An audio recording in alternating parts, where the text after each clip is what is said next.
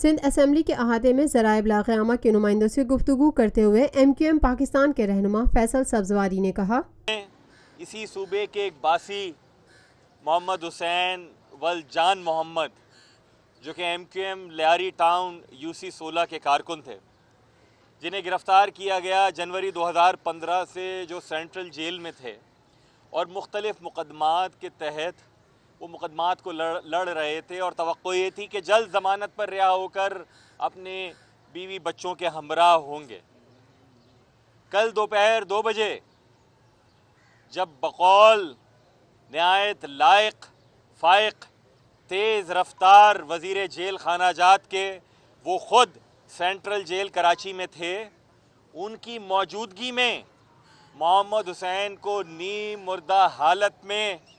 وہاں سے لے کر سول ہسپتال جیل کے اہلکار چھوڑ کر فرار ہو گئے۔ ممبر صوبائی اسمبلی کا کہنا تھا، نہ یہ پوچھا کہ یہ زندہ ہے، نہ یہ پوچھا کہ یہ مر چکا ہے، کیونکہ MQM کا کارکن ہے، اس لیے حکومت کو غرض نہیں ہے۔ کوئی انسان نہیں سمجھتا MQM کے کارکنان کو۔ آج جب ہم نے سندھ اسمبلی میں یہ مطالبہ کیا کہ محمد حسین کا یہ واقعہ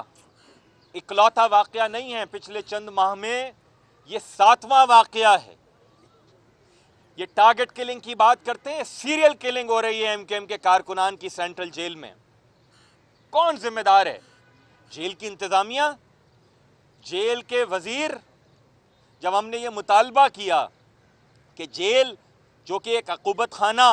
ٹارچر سیل نہیں ہے، اصلاح کا مرکز ہے، خاص کر انڈر ٹرائل پرزنرز کے لیے، ان قیدیوں کے لیے کہ جن کے مقدمات چل رہے ہوں، یہ جتنے لوگ ہلاک ہوئے ہیں MQM کے کارکنان، ان میں سے کسی کو بھی سزائے موت نہیں ملی تھی کہ حکومت آنکھ بند کر لے کہ مر گیا تو مر گیا۔ MQM پاکستان کے رہنما فیصل سبزواری نے مزید کہا کہ اس ہاؤس کی، سندھ اسمبلی کی ایک کمیٹی بنائیں،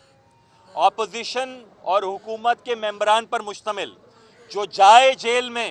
اور دیکھے کہ وہاں قیدی کس حالت زار میں رہ رہے ہیں،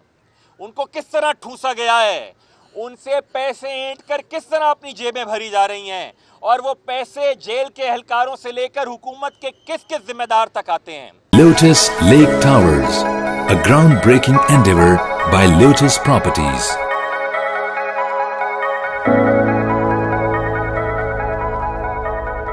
ملکی، بین الاقوامی، سماجی، سیاسی، تجارتی، ثقافتی،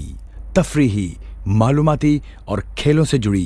ہر چھوٹی بڑی خبر کا مرکز TNN TV۔